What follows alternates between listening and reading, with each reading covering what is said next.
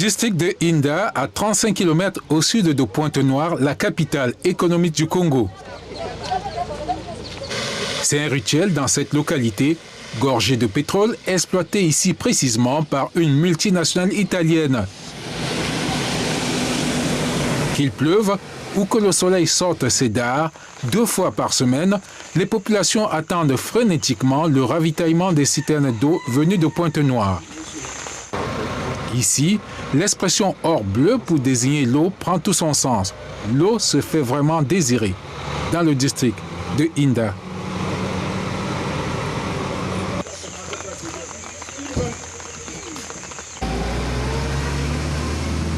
Voilà papa, qui est-ce qui envoie le camion pour livrer l'eau ici? C'est Eni Congo. Ah, c'est Eni Congo. Oui. Est-ce que Eni Congo est implanté dans la zone ici?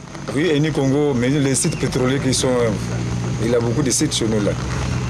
Et pour vous, est-ce que c'est bon comme ça que 2 fois par semaine on vienne vous livrer de l'eau? Ou est-ce que vous ne préfériez pas qu'on vous fasse un forage? Ce serait mieux, non? Oui, non, sinon le forage c'est mieux encore. Parce qu'au lieu de 0, bon, mais on vient de livrer quand même. Mais sinon, ce qui est vrai, le forage est beaucoup... Pour le forage, c'est beaucoup génial pour nous. Si on peut nous faire un forage, c'est bon. En attendant les forages d'eau, les populations peuvent se contenter des pistes menant aux diverses plateformes pétrolières. Ici, en Tombopon, le sous-sol de ce qui apparaît comme un paysage ordinaire de zone forestière séquestre en effet d'importantes quantités de pétrole qui suscitent l'intérêt de la compagnie pétrolière Eni. Même si Eni revendique des réalisations des infrastructures sanitaires et éducatives, la peur hante les populations. De l'allégresse au désenchantement, les populations de Tombopon, riveraines des exploitations pétrolières, estiment qu'il est encore temps pour Eni de leur octroyer des compensations en rapport avec la justice sociale. Branle-bas chez le chef du village pour assister à la palabre sous l'encadrement de la commission justice et paix de l'archidiocèse de Pointe-Noire. Ce n'est pas après. Après déjà, on dit c'est bien tout là, tout pétrole, ça sera fini. Vous n'aurez rien. C'est maintenant que vous devrez dire, avant de commencer là-bas, vous nous mettez un forage d'eau ici. C'est maintenant.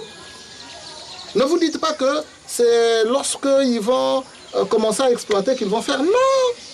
Lorsqu'ils auront trouvé le pétrole, c'est fini. En tout cas. Ils vont vous dribbler, ça sera fini.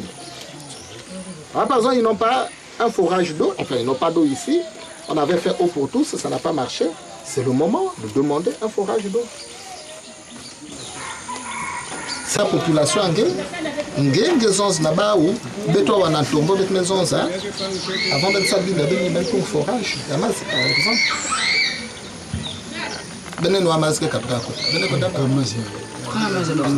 Voilà.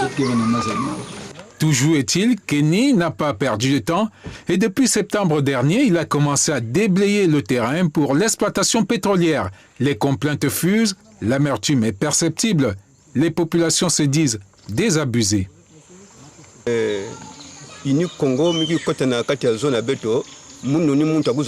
Eni a intégré notre terrain sans nous prévenir.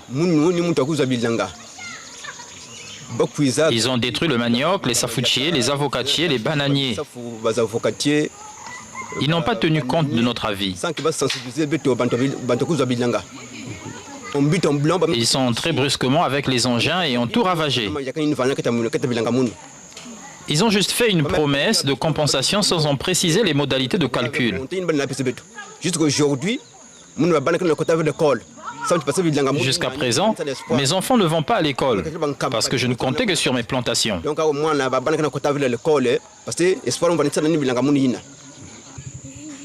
Jeanne Sita déplore la logique de l'embuscade et l'absence de concertation.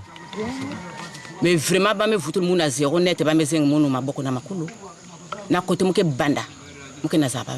vraiment, ils nous ont ramenés à zéro. Bon. Dans les pays développés, normalement, dans les pays développés, on devrait d'abord s'entendre avec les populations riveraines de l'exploitation. Mais ici, c'est le contraire. On s'en fout complètement de nous. Vraiment, il y a un vrai souci, surtout nous. Inès Ngukongo regrette d'avoir été mise devant le fait accompli.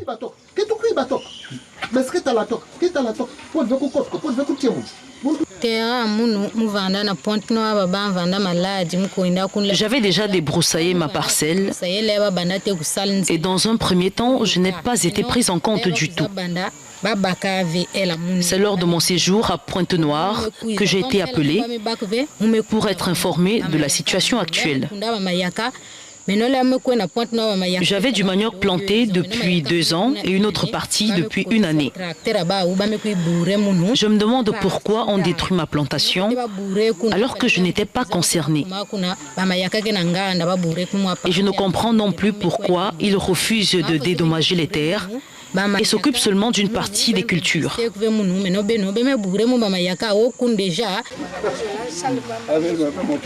Aujourd'hui, les populations reconnaissent avoir été dédommagées, mais pas à la hauteur des attentes, mais sur la base d'une vieille loi de plus de 30 ans.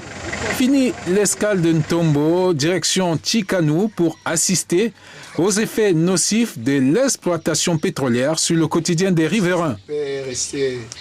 Notre proche collaborateur. La production de manioc, la base de l'alimentation au Congo, est menacée.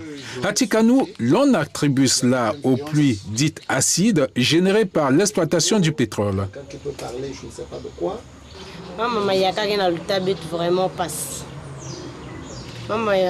La culture du manioc est devenue un problème ici. Avant le pétrole, nos parents produisaient suffisamment de manioc. De nos jours, avec l'avènement du pétrole, la production est devenue médiocre, ça pourrit. Le manioc pourrit sous terre. On ne sait pas ce qui ne va pas. Mais je crois que c'est à cause de la proximité avec les champs pétroliers. Aujourd'hui, il faut aller acheter du riz à Pointe-Noire pour se nourrir. À Tchikanou, la question de l'emploi est sur la table. Vraiment, il faut qu'ils changent leur mentalité à notre égard. Ce n'est pas parce que nous sommes ici qu'on doit nous mépriser. Lorsque les gens d'Eni arrivent ici, ils nous regardent avec mépris, comme des villageois sans niveau. Or, il y a des gens ici au village qui ont fait des études, comme ceux de Pointe-Noire, à qui l'on réserve de bons emplois. Ici, on nous recrute seulement comme gardiens, manœuvres, etc.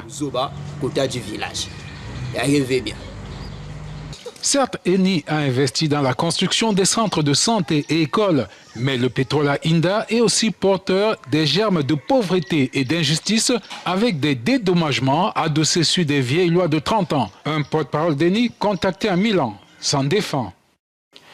La valeur des compensations a été calculée par l'huissier de justice avec le concours de l'administration publique. Et la valeur des indemnisations des actifs agraires a été calculée sur la base du décret officiel en vigueur. Eni se défend donc d'avoir opéré le recensement des terres des actifs agricoles en présence de toutes les parties concernées, mais en Ntombo Pont, l'on perçoit déjà des clameurs, des complaintes et des lamentations.